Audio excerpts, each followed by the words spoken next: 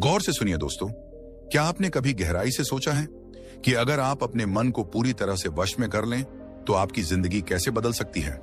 सोचिए, अगर आप अपने मन से कहें अब शांत हो जाओ, और वो बिना किसी बहाने, बिना किसी विचार के बस शांत हो जाए, तो क्या आप कल्पना कर सकते हैं आप क्या क्या हासिल कर सकते हैं। अगर आप कहें अब ध्यान केंद्रित करो, तो आपका मन इधर उधर भटकने के बजाय एकदम तीर की तरह अपने लक्ष्य पर जा लगे। यह कोई चमत्कार नहीं है, यह कोई सपना नहीं है, यह एक कला है, और आज हम उसी कला का राज खोलने जा रहे हैं। क्यों कहा गया है कि जिसने अपने मन को जीत लिया उसने पूरे ब्रह्मांड को जीत लिया। क्यों गौतम बुद्ध ने कहा मन सब कुछ है, जो तुम सोचते हो वही तुम बनते हो। क्यों शास्त्रों में बार बार कहा गया मने मनुष्याणम कारणम बंध मोक्षो, अर्थात मन ही बंधन का कारण है और मन ही मुक्ति का। क्योंकि युद्ध बाहरी दुनिया से नहीं, अपने मन से है, और जिसने इस युद्ध में जीत हासिल कर ली उसके लिए फिर कोई दुनिया कठिन नहीं रहती। अब सोचिए, आज आपके साथ क्या होता है। आप किसी जरूरी काम में बैठते हैं और मन अचानक बीते हुए किसी झगड़े की याद दिला देता है, या कोई डर, कोई चिंता, किसी बात का पछतावा जो अभी हुआ भी नहीं, उस पर सोचते रहना। आपका मन आपके खिलाफ काम करता है। जब फोकस करना हो तब भटकाता है, जब शांत रहना हो तब शोर करता है, जब आपको हिम्मत चाहिए तब डराता है। आपका सबसे बड़ा दुश्मन आपके ही सिर के अंदर बैठा है, और अगर आप उसे वश में कर लें तो सोचिए कौन सी परीक्षा आपके लिए कठिन रह जाएगी, कौन सा लक्ष्य असंभव रहेगा।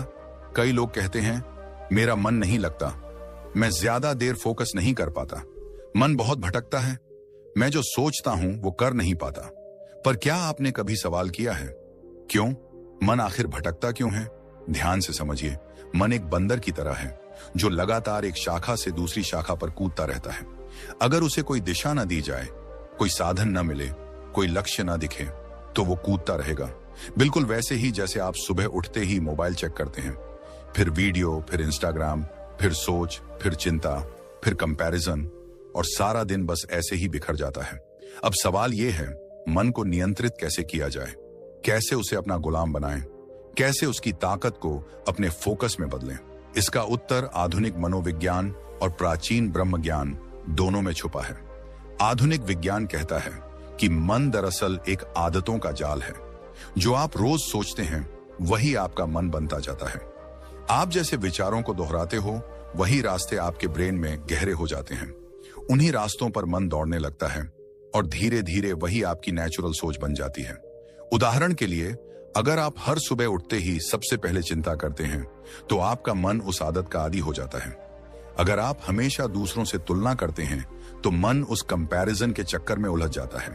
अब सोचिए, अगर आप हर दिन थोड़ा समय खुद को नियंत्रित करने में लगाएं, अगर आप मन को कहें रुक, फोकस, आगे बढ़, तो क्या यह मुमकिन नहीं कि धीरे धीरे मन आपकी बात मानने लगे। गौतम बुद्ध ने कहा था मन ही सब कुछ है, अगर तुम उसे नियंत्रित कर लो तो दुख तुमसे दूर भाग जाते हैं। और आज न्यूरोसाइंस यही कहती है कि आपका ध्यान आपका सबसे बड़ा हथियार है। जिस पर आप ध्यान केंद्रित करते हैं वही बढ़ता है। इसलिए अगर आप फोकस चाहते हैं तो मन को बिखरने से बचाना होगा। अगर आप चाहते हैं कि आपका ध्यान अपने लक्ष्य पर टिके रहे तो आपको अपने मन को ट्रेन करना पड़ेगा। बिल्कुल वैसे जैसे एक बच्चा शुरुआत में जिद करता है पर धीरे धीरे समझने लगता है। याद रखिए, मन एक साधन है, मालिक नहीं। आप मालिक हो, और जब तक आप मालिक नहीं बनते तब तक मन आपका शोषण करता रहेगा। आज हम इस वीडियो की शुरुआत में सिर्फ इस बात को समझने आए हैं कि अगर फोकस चाहिए, अगर ध्यान चाहिए, अगर सफलता चाहिए, तो सबसे पहले मन को कंट्रोल करना जरूरी है। और यह करना न कोई रहस्य है, न कोई असंभव कार्य। बस आपको शुरुआत करनी होगी, हर दिन थोड़ा थोड़ा, हर क्षण थोड़ा और जागरूक होकर। और जैसे ही आप अपने मन पर नियंत्रण पाना शुरू कर देते हैं, आपका ध्यान, आपकी सोच और आपका जीवन तीनों एक नई दिशा में मुड़ जाते हैं। और यही शुरुआत है। अगले भाग में हम विस्तार से जानेंगे मन को काबू में रखने की 5 अद्भुत और अचूक विधियां, जो आपको बताएंगी कि कैसे आप अपने जीवन में हर दिन अपने मन को साध सकते हैं, उसे अनुशासन में ला सकते हैं और अपने लक्ष्य की ओर तेजी से बढ़ सकते हैं। इसलिए वीडियो को यहीं मत छोड़िए, क्योंकि आगे आने वाला हिस्सा है वास्तविक परिवर्तन का दरवाजा। क्या आपने कभी खुद से पूछा है कि अगर मन मेरा है तो ये मेरी सुनता क्यों नहीं? क्यों जब मैं पढ़ना चाहता हूं तब यही मन बार बार मुझे मोबाइल की तरफ खींचता है? जब मैं कुछ सीखना चाहता हूं तब ये बीती बातें क्यों दोहराने लगता है? क्यों जब मैं खुद को बदलना चाहता हूं तब यही मन मुझसे कहता है, अरे छोड़, तू नहीं कर पाएगा? क्या ये सच में मेरा मन है या मैं ही इस मन का गुलाम बन चुका हूं? जिसने मन को जीत लिया उसने दुनिया को जीत लिया। ये सिर्फ कोई श्लोक नहीं है, ये एक चेतावनी है। क्योंकि अगर तुमने अपने मन को नहीं जीता तो ये मन तुम्हें हर रोज हर कदम पर हरवाता रहेगा। और जो इस मन को जीत लेता है उसके लिए कोई भी लक्ष्य असंभव नहीं रह जाता। अब ध्यान से सुनो, क्योंकि आगे जो तुम जानने वाले हो वो सिर्फ ज्ञान नहीं है, ये तुम्हारे जीवन की दिशा बदल सकता है। मन एक बंदर की तरह है, हर वक्त उछलता है, कभी भविष्य में, कभी अतीत में, कभी चिंता, कभी भ्रम, कभी लालच, कभी डर। लेकिन सवाल ये है, क्या तुमने इस बंदर को नियंत्रित करना सीखा है? आज हम भाग रहे हैं, थक रहे हैं, टूट रहे हैं, लेकिन जीत नहीं रहे। क्यों? क्योंकि हमारी सबसे बड़ी लड़ाई हम खुद से हार रहे हैं। जब तुम कहो कि मैं सुबह 5 बजे उठूंगा तो तुम्हारा मन कहता है, थोड़ी देर और सो जा, तू थक गया है।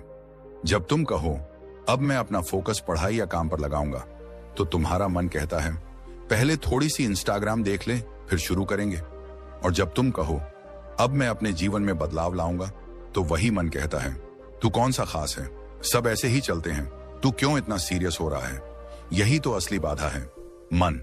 गौतम बुद्ध ने कहा था, मन ही सब कुछ है, जो तुम सोचते हो वही तुम बनते हो। अब जरा ठहरो और सोचो, अगर तुम अपने मन के मालिक बन जाओ, अगर तुम ये तय कर सको कि कब सोचना है, कब नहीं, कब ध्यान लगाना है, कब शांत रहना है, तो क्या तुम एक नया जीवन नहीं बना सकते? अब वैज्ञानिक भी यही कहते हैं। हर दिन हमारे दिमाग में करीब 60,000 विचार आते हैं, जिनमें से 90% वही होते हैं जो हम कल सोच चुके हैं। मतलब हम हर दिन उसी पुराने पैटर्न को दोहरा रहे हैं, फिर भी उम्मीद करते हैं कि कुछ नया होगा। लेकिन नया तभी होगा जब मन नया होगा, और मन नया तब होगा जब वो तुम्हारा अनुयायी बनेगा, न कि मालिक। जब बच्चा पहली बार साइकिल चलाता है तो उसका मन डराता है, गिरेगा, चोट लगेगी। लेकिन जब वो डर से ऊपर उठकर अभ्यास करता है तो साइकिल भी चल जाती है और आत्मविश्वास भी जन्म लेता है। ऐसा ही मन के साथ भी होता है। शुरू में डर लगता है, ध्यान करने में, फोकस करने में, मोबाइल से दूर रहने में, आलस छोड़ने में। लेकिन जब तुम एक बार इस मन को टकरा कर नहीं, समझाकर जीतने लगते हो, तब यह मन तुम्हारा सबसे बड़ा साथी बन जाता है। मन को कंट्रोल करना आसान नहीं, लेकिन नामुमकिन भी नहीं। इसके लिए चाहिए सिर्फ एक चीज, सचेत अभ्यास। हर दिन अपने आप से पूछो, क्या मैं वही सोच रहा हूं जो मुझे सोचना चाहिए? क्या मैं वही कर रहा हूं जो मुझे करना चाहिए? क्या मेरा मन मेरे अधीन है या मैं उसके? हर बार जब तुम बेकार की सोच में खो जाते हो, खुद को पकड़ो। हर बार जब मन बहकाता है, उसे याद दिलाओ, अब मैं तेरा मालिक हूं। यह शुरुआत मुश्किल लगेगी, लेकिन यही शुरुआत तुम्हें वहां ले जाएगी जहां दुनिया के सबसे सफल, सबसे शांत, सबसे जागरूक लोग पहुंचते हैं। मन की शक्ति कोई कल्पना नहीं है, ये रियल साइंस है, ब्रह्म ज्ञान है। ऋषियों ने हजारों साल पहले जिस ध्यान, एकाग्रता और आत्मनियंत्रण की बात की, आज की न्यूरोसाइंस भी उन्हीं चीजों को माइंडफुलनेस, न्यूरोप्लास्टिसिटी और ब्रेन रिवायरिंग कहकर सिद्ध कर रही है। मतलब साफ है, मन को जीतो तो हर चीज तुम्हारे लिए संभव हो जाती है। क्योंकि जब मन शांत होता है तब फोकस गहरा होता है, फोकस गहरा होता है तब काम में पूर्णता आती है, और जब पूर्णता आती है तो सफलता स्वतः तुम्हारे कदम चूमती है। आज का सवाल यही है, क्या तुम अपने मन को जीतने के लिए तैयार हो, या फिर हमेशा की तरह उसी बहानेबाज, भ्रमित और अशांत मन के पीछे घिसटते रहोगे? क्या आप जानते हैं कि आपके जीवन की सबसे बड़ी जीत या सबसे बड़ी हार कहीं बाहर नहीं, बल्कि आपके मन के अंदर तय होती है? आप सुबह उठकर सोचते हैं कि आज बहुत सारा काम करना है, आज से पढ़ाई शुरू करनी है, आज से फोकस करना है, लेकिन कुछ ही मिनटों में मन मोबाइल की तरफ भाग जाता है, कुछ पुरानी बातों में उलझ जाता है, या फिर बेवजह चिंता करने लगता है। और यही होता है असली युद्ध। बाहर की दुनिया से लड़ना आसान है, पर जो अपने ही मन को नहीं जीत सका, वो दुनिया में कुछ बड़ा नहीं कर सकता। मन एक ऐसा घोड़ा है जो अगर काबू में हो तो राजा बना देता है, और अगर बेकाबू हो जाए तो पूरी जिंदगी खींचता चला जाता है, बिना मंजिल के, बिना दिशा के। गौतम बुद्ध ने कहा था, जो अपने मन को जीत लेता है वही सच्चा विजेता होता है, क्योंकि जब तक मन नियंत्रित नहीं होगा तब तक कोई भी लक्ष्य, कोई भी सपना पूरा नहीं होगा। मन कहेगा कल कर लेंगे, मन कहेगा ये काम बहुत मुश्किल है, मन कहेगा क्या फायदा इतनी मेहनत का, और हम उस मन की बातों में आ जाते हैं, क्योंकि हमें यह सिखाया ही नहीं गया कि मन को कैसे नियंत्रित किया जाए। लेकिन आज का ये वीडियो सिर्फ ये कहने नहीं आया कि मन को कंट्रोल करो। आज हम जानेंगे वो पहली विधि जिससे हजारों सालों से ऋषि, मुनि, योगी और आज के महान लीडर्स भी अपने मन को मजबूत बनाते आए हैं। पहली विधि है ब्रह्म मुहूर्त उठना। मन के ऊपर राज करने का समय। अब आप कहेंगे ये तो सुना है, लेकिन इससे मन का क्या लेना देना? तो चलिए इसे गहराई से समझते हैं। ब्रह्म मुहूर्त यानी सुबह 4 से 6 बजे का समय। ये वो समय होता है जब पूरा वातावरण शुद्ध, शांत और ऊर्जा से भरपूर होता है। शरीर भी इस समय न्यूरोलॉजिकल और हार्मोनल स्तर पर एक विशेष अवस्था में होता है। वैज्ञानिक रूप से देखा जाए तो इस समय मेलाटोनिन नामक हार्मोन का प्रभाव अपने चरम पर होता है, जो न केवल गहरी नींद देता है बल्कि दिमाग को क्लैरिटी और एकाग्रता भी प्रदान करता है। दूसरे शब्दों में कहें तो ये समय वो गोल्डन टाइम है जब हमारा मन सबसे ज्यादा रिसेप्टिव, शांत और सीखने के लिए तैयार होता है। जैसे ही आप इस समय उठते हैं और बिना किसी शोरगुल के एकांत में बैठते हैं, तो धीरे धीरे आप महसूस करेंगे कि आपका मन अब पहले जैसा भागता नहीं है। ध्यान लगाना आसान हो जाता है, पढ़ाई करते समय शब्द जल्दी समझ आते हैं, और अगर आप कोई लक्ष्य तय करें तो मन उसमें रुकावट नहीं डालता बल्कि सहयोगी बन जाता है। अब सोचिए, अगर रोज सुबह आप अपने दिन की शुरुआत एक ऐसे समय से करें जब पूरा ब्रह्मांड शांत हो, जब आपकी चेतना सबसे ज्यादा शुद्ध हो और जब मन सबसे कम व्याकुल हो, अनियंत्रित, तो क्या आप अपने मन को धीरे धीरे नियंत्रण में नहीं ले आएंगे? आज के समय में जहां लोग फोकस बढ़ाने के लिए तरह तरह की दवाइयां, एप्स और कोचिंग का सहारा ले रहे हैं, वहीं हमारे प्राचीन ग्रंथों ने हजारों साल पहले इसका सीधा और सटीक समाधान दे दिया था। ब्रह्म मुहूर्त में उठो और अपने मन का राजा बनो। और ये केवल भारत के वेदों और उपनिषदों की बात नहीं है। आज की आधुनिक साइकोलॉजी भी यही कहती है कि सुबह जल्दी उठने वाले लोगों का विल पावर ज्यादा मजबूत होता है, क्योंकि जब आप सुबह नींद और आलस पर जीत हासिल करते हो तो दिन के बाकी छोटे बड़े फैसलों में भी मन आपको नहीं रोकता। अब आप खुद सोचिए, आप सुबह उठते ही फोन उठाते हैं और 15 मिनट स्क्रॉल करते करते 1 घंटा निकल जाता है। फिर मन कहता है अब क्या फर्क पड़ता है, दिन तो बिगड़ ही गया। और यहीं से शुरू होता है दिन भर का डिस्ट्रैक्शन, चिड़चिड़ापन और फोकस की कमी। लेकिन जब आप ब्रह्म मुहूर्त में उठते हैं, आप दिन पर नियंत्रण करना शुरू करते हैं। आपका मन एक गुलाम की तरह आपके आदेश का पालन करता है। ध्यान लगाओ, मन बैठ जाता है। पढ़ाई करो, मन सहयोग देता है। प्लानिंग करो, विचार स्पष्ट रूप से सामने आते हैं। ब्रह्म ज्ञान के अनुसार यही समय होता है आत्मा और परमात्मा के सबसे नजदीक आने का, क्योंकि नींद से जागते ही मन सबसे शुद्ध होता है और उसमें बीते कल की मलिनता, आज के भय या भविष्य की चिंता नहीं होती। ये समय होता है नए विचारों के बीज बोने का, और उन्हीं बीजों से धीरे धीरे आपका चरित्र, आपका भाग्य और आपका जीवन आकार लेता है। गौतम बुद्ध अपने शिष्यों को इसी समय ध्यान करने की सलाह देते थे। वो कहते थे, प्रभात की शांति में आत्मा के स्वर सुने जा सकते हैं, और यही वो समय है जब आप अपने मन को उसके असली स्वरूप में पकड़ सकते हैं, न कि उस रूप में जिसमें दिन भर की इच्छाएं, व्याकुलताएं और सोशल मीडिया का शोर उसे बना देता है। आप सोचिए, जब आप इस छोटे से अभ्यास से शुरुआत करते हैं तो आप न सिर्फ मन को जीतते हैं बल्कि अपने जीवन की दिशा भी बदलते हैं। आपका दिमाग शार्पर होता है, फोकस गहरा होता है, और सबसे बड़ी बात, आपको खुद पर गर्व महसूस होता है, क्योंकि आप उस चीज पर जीत पा रहे हैं जिसे अब तक आपने सबसे ज्यादा अनियंत्रित समझा था, आपका अपना मन। इसलिए अगर आप सच में चाहते हैं कि आपका मन आपका गुलाम बने, अगर आप चाहते हैं कि मन डिस्ट्रैक्ट ना करे, और अगर आप चाहते हैं कि आप फोकस के शिखर पर पहुंचें, तो इसकी शुरुआत यहीं से करें, ब्रह्म मुहूर्त उठने से। याद रखिए, जो सुबह का विजेता है वो पूरे दिन का शासक होता है, और जो मन के ऊपर सुबह जीत गया वो जीवन में हर क्षेत्र में जीत सकता है।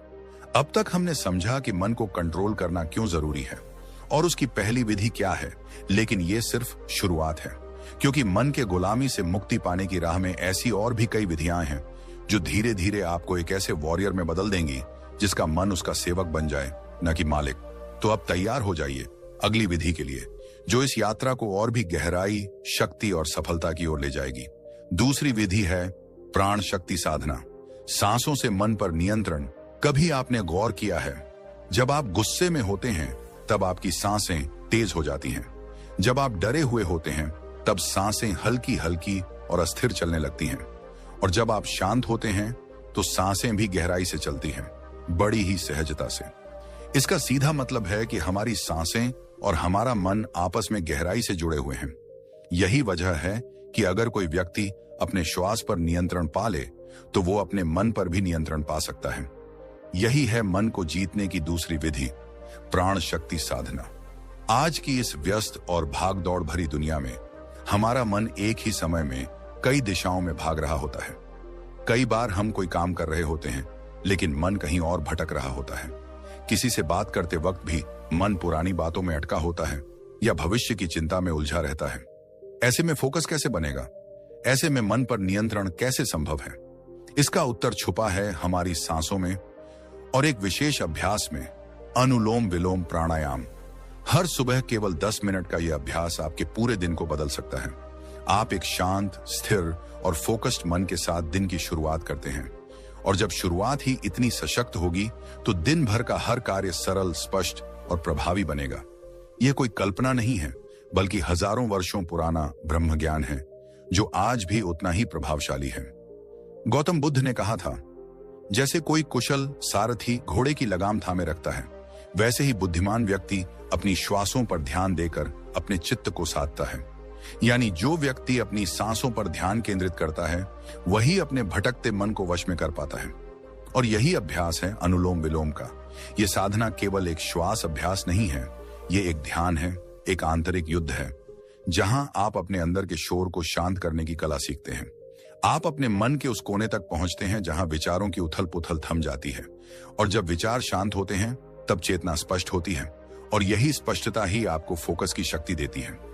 आजकल हम अक्सर कहते हैं, मेरा मन बहुत विचलित रहता है, पढ़ाई में मन नहीं लगता, काम करते वक्त ध्यान भटक जाता है।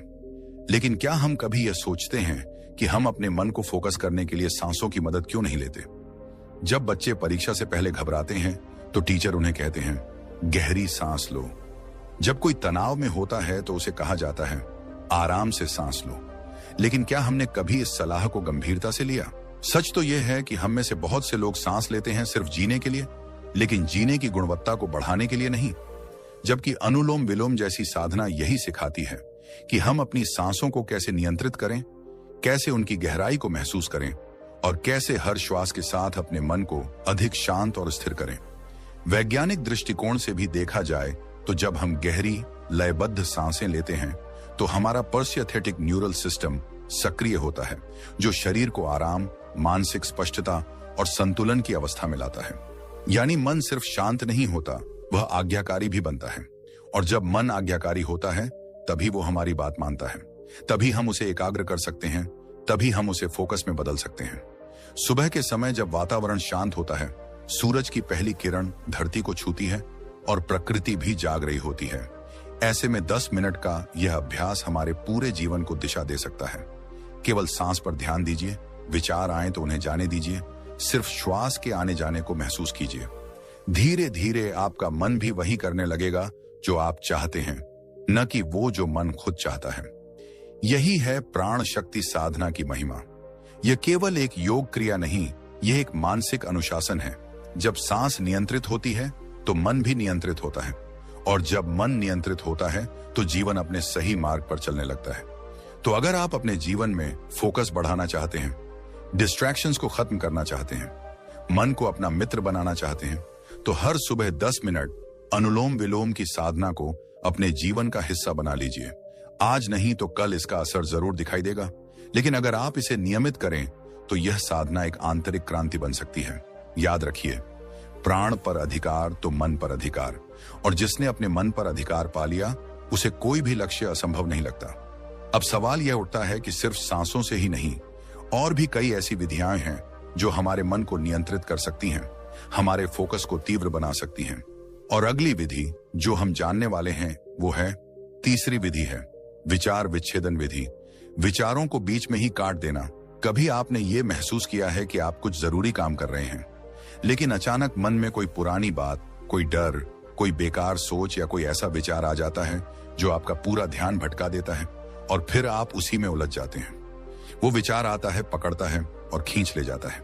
आप समझते हैं कि ये सोचने का कोई मतलब नहीं, लेकिन फिर भी मन मानता नहीं, बस खींचता जाता है और खींचता जाता है और हम खुद से हार मान लेते हैं। तो सवाल ये है कि क्या हम वाकई अपने विचारों को कंट्रोल नहीं कर सकते? क्या हम हमेशा अपने मन के गुलाम बने रहेंगे? जवाब है नहीं। मन को नियंत्रित किया जा सकता है और इसका एक बहुत ही प्रभावशाली तरीका है विचार विच्छेदन विधि। ये विधि आपको सिखाती है कि जब भी कोई अनचाहा, नकारात्मक या फालतू विचार आपके भीतर घुसने की कोशिश करे तो आप उसे बीच में ही पकड़कर वहीं काट दें। ये एक मानसिक ब्रेक है, एक अलार्म है जो आप खुद के भीतर लगाते हैं। जैसे ही कोई विचलित करने वाला विचार आए, आप तुरंत अपने अंदर जोर से कहें रुक जा या कट, और उसी पल अपने शरीर को किसी उपयोगी क्रिया में लगा दें। ये क्रिया कुछ भी हो सकती है, उठकर पानी पी लेना, वॉक पर चले जाना, कोई किताब खोलना या आंखें बंद करके लंबी सांस लेना। इससे आप उस विचार की पकड़ से बाहर निकल आते हैं। अब आप सोच रहे होंगे कि क्या सिर्फ रुक जा बोल देने से विचार रुक जाते हैं? तो इसका जवाब है अगर आप इसे बार बार करेंगे तो हाँ, मन को आदत पड़ती है। शुरू में थोड़ी मेहनत लगती है, लेकिन धीरे धीरे मन सीखता है कि उसे किस विचार पर रुकना है और किसे छोड़ देना है। मन वही करता है जिसे आप बार बार आदेश देते हैं। जैसे एक घोड़ा बार बार एक ही दिशा में खींचा जाए तो कुछ समय बाद वह खुद ब खुद उसी दिशा में चलने लगता है। ठीक वैसे ही जब आप अपने मन को बार बार आदेश देते हैं रुक जा, कट, इधर ध्यान दे, तो वह मानने लगता है। शुरू में ये थोड़ी नाटक जैसी प्रक्रिया लग सकती है, लेकिन यही अभ्यास जब आदत बनता है तो चमत्कार होता है। आइए इसे एक रिलेटेबल उदाहरण से समझते हैं। मान लीजिए आप किसी ऐसे इंसान के बारे में सोच रहे हैं जिससे आपका मन खराब होता है। वो व्यक्ति, उसकी बातें, उसके झूठ, उसका धोखा, ये सब आपको परेशान करते हैं। अब आप जानते हैं कि ये सोच आपको कोई समाधान नहीं देगा, सिर्फ जलाएगा, थकाएगा और आपका कीमती समय बर्बाद करेगा, लेकिन फिर भी मन वहीं जाता है। अब इसी समय आपको इस विचार विच्छेदन विधि का प्रयोग करना है। जैसे ही ये सोच मन में आए, तुरंत कहिए रुक जा और उसी पल खुद को किसी काम में लगा दीजिए। टेबल साफ करिए, एक चुटकुला पढ़िए, अपने हाथ पैर स्ट्रेच करिए, कुछ भी, लेकिन उस विचार के पीछे मत जाइए। यही अभ्यास धीरे धीरे आपकी मानसिक मांसपेशियों को मजबूत करता है। अब आप कहेंगे मन तो खुद ही चल पड़ता है, हम तो उसे बुलाते भी नहीं। बिल्कुल सही, लेकिन बुद्ध कहते हैं जो मन को जीत लेता है वह संसार को जीत सकता है, और मन को जीतने की शुरुआत यहीं से होती है। सोच को पहचानो, उसे रोको और ध्यान को दूसरी ओर मोड़ो। विज्ञान भी इस बात की पुष्टि करता है। न्यूरोसाइंस कहता है कि जब आप किसी विचार को बार बार सोचते हैं तो उस विचार के लिए आपके दिमाग में एक न्यूरल पाथवे बन जाता है, और जब आप उस पाथवे को तोड़ने की कोशिश करते हैं, यानी विचार के बीच में ही कट कर देते हैं, तो धीरे धीरे वो पाथवे कमजोर पड़ने लगता है। ये ठीक वैसा ही है जैसे कोई घास का रास्ता अगर लंबे समय तक न चला जाए तो वह फिर से हरा भरा हो जाता है और रास्ता गायब हो जाता है। तो अगली बार जब कोई पुराना दुख, कोई डर, कोई अफसोस, कोई कंपैरिजन या कोई ईर्ष्या वाला विचार आपके मन में आए, तो याद रखिए आप उसके गुलाम नहीं हैं। आप कह सकते हैं कट, इनफ, अब नहीं। और जब आप बार बार ऐसा करेंगे तो आपके भीतर एक शक्ति जागेगी, वही शक्ति जो हर महान साधक में होती है, वही शक्ति जो अर्जुन को अपने लक्ष्य पर केंद्रित रखती है, वही शक्ति जो बुद्ध को बोधि वृक्ष के नीचे विचलित नहीं होने देती। इसलिए याद रखिए, हर बार जब आप अपने विचार को बीच में ही काटते हैं, आप अपने मन को सिखा रहे होते हैं कि किस दिशा में जाना है, और यही तो है असली फोकस, ध्यान को बार बार सही दिशा में मोड़ना। और अंत में यही विचार विच्छेदन विधि आपकी जिंदगी में वो बदलाव ला सकती है जिसकी आपको सच में जरूरत है। सिर्फ एक अभ्यास, रुक जा, और आपका मन आपकी बात मानने लगेगा। अब जरा सोचिए, अगर आप रोजाना 10 बार भी अपने नकारात्मक विचारों को इसी तरह रोक लें तो 10 बार आपने अपने फोकस को बचा लिया, और यही छोटे छोटे पल मिलकर एक बड़ा बदलाव बनाते हैं। वही बदलाव जो जीवन की दिशा बदल देता है। और अब जब आपका मन यह स्वीकार करने लगे कि वह आपके आदेश से चलता है, तो अगली विधि में हम जानेंगे कि कैसे हम अपने मन की स्मृति शक्ति को बढ़ाकर फोकस को एक नए स्तर तक पहुंचा सकते हैं। चौथी विधि है बोध शून्यता ध्यान, मन को शून्य की गोद में लाना। क्या आपने कभी अपने मन की आवाज को गहराई से सुना है? कभी गौर किया है कि दिन भर हम खुद से कितनी बातें करते रहते हैं? कभी डर, कभी चिंता, कभी असुरक्षा, कभी पछतावा, और कभी कभी तो ये बातें इतनी तेज होती हैं कि हम अपने ही अंदर शोर महसूस करने लगते हैं। जरा रुकिए, क्या आपको पता है ये लगातार चलने वाला विचारों का तूफान ही असली कारण है? फोकस टूटने का, थकान का और उस अंदरूनी बेचैनी का जो हमें चैन से बैठने नहीं देती। आज हम बात करने जा रहे हैं उस विधि की जो इस तूफान को शांत कर सकती है। ये वो चुप्पी है जो शोर को खत्म करती है। ये है बोध शून्यता ध्यान, यानी अपने विचारों से दूरी बनाना। उन्हें रोकना नहीं, बस उन्हें जाने देना। मन को उस स्थिति में लाना जहां कोई शब्द नहीं होता, कोई कल्पना नहीं होती, कोई योजना नहीं होती, केवल मौन होता है। क्या करना है? बहुत कुछ नहीं, बस रोज 15 मिनट खुद को देना है। कोई महंगे कोर्स, कोई गुरुकुल, कोई मंत्र नहीं। बस एक शांत कोना चुनिए, बैठ जाइए, आंखें बंद कर लीजिए और सब कुछ छोड़ दीजिए। कोशिश मत कीजिए विचारों को रोकने की, क्योंकि जितना आप उन्हें रोकेंगे वे उतनी ज्यादा जिद करेंगे। बस उन्हें आने दीजिए और फिर जाने दीजिए। जैसे बादल आते हैं फिर बिना किसी कोशिश के चले जाते हैं, वैसे ही जैसे जैसे आप यह करना शुरू करेंगे आपको 2 अनुभव होंगे। पहले मन बहुत शोर करेगा, ऐसा लगेगा कि यह तो और भी ज्यादा भागने लगा है, लेकिन रुकिए, यह एक संकेत है कि वह खाली हो रहा है। दूसरा अनुभव होगा, एक दिन अचानक सब शांत हो जाएगा। आपको लगेगा कि विचार कम हो रहे हैं और एक गहरी स्पष्टता मन में उतर रही है। मन को शून्यता में ले जाने की यह साधना धीरे धीरे आपके भीतर गहराई से उतरती है, और जब शून्यता का अनुभव होता है तब बुद्धि तेज हो जाती है, शरीर शांत होता है और सबसे खास बात, फोकस एकदम धारदार हो जाता है। अब कोई भी काम करते समय मन बार बार भटकता नहीं, बल्कि पूरे होश और ऊर्जा के साथ एक ही बिंदु पर केंद्रित रहता है। अब आप सोच रहे होंगे, क्या इतना आसान है मन को शांत करना? नहीं, यह आसान नहीं, लेकिन यह असंभव भी नहीं है। यही तो अभ्यास है, यही तो वो विज्ञान है जिसे आज की मनोविज्ञान की दुनिया माइंडफुल साइलेंस कहती है, और जिसे हजारों साल पहले गौतम बुद्ध ने निर्वाण के द्वार का प्रथम चरण कहा था। बुद्ध कहते थे, जहां विचार नहीं वहीं सच्चा शांति और शक्ति है। यानी विचारों की भीड़ में हम शक्ति खोते हैं, लेकिन जब हम विचारों से ऊपर उठ जाते हैं, जब मन एकदम मौन हो जाता है, तब वही मौन हमारी शक्ति बन जाता है। आधुनिक न्यूरोसाइंस ने भी यह साबित किया है कि जब मन को शून्यता में लाया जाता है तो दिमाग का डिफॉल्ट मोड नेटवर्क शांत होता है। यही वह हिस्सा है जो फालतू सोच, पछतावा, चिंता और कल्पनाओं में हमें उलझाए रखता है। जब वह शांत होता है तब ब्रेन की क्लैरिटी, डिसीजन मेकिंग और इमोशनल स्टेबिलिटी बढ़ती है। इसीलिए बोध शून्यता ध्यान कोई धर्म नहीं, कोई कर्मकांड नहीं, यह जीवन जीने की एक सच्ची कला है। जब मन भीतर से शांत होता है तभी हम बाहर की दुनिया को बेहतर देख पाते हैं। तब हमें न लोग परेशान करते हैं न हालात, क्योंकि हमारा केंद्र हमारे भीतर होता है, स्थिर, स्पष्ट और शक्तिशाली। इस विधि की सबसे बड़ी खूबी यह है कि यह आपको आपके ही भीतर की सबसे गहरी शक्ति से मिलाती है, आपको बार बार अपने अंदर लौटना सिखाती है। और जब आप भीतर लौटते हैं तब बाहर की दुनिया में आपकी उपस्थिति बदल जाती है। आप कम बोलते हैं लेकिन आपकी बात गहरी होती है। आप कम प्रतिक्रिया देते हैं लेकिन आपका असर गहरा होता है। तो अगली बार जब आपका मन बहुत थका हुआ हो, बहुत परेशान हो, जब लगे कि कुछ भी समझ नहीं आ रहा, उस वक्त कुछ मत कीजिए, बस बैठ जाइए और खुद को उस शून्यता में समर्पित कर दीजिए।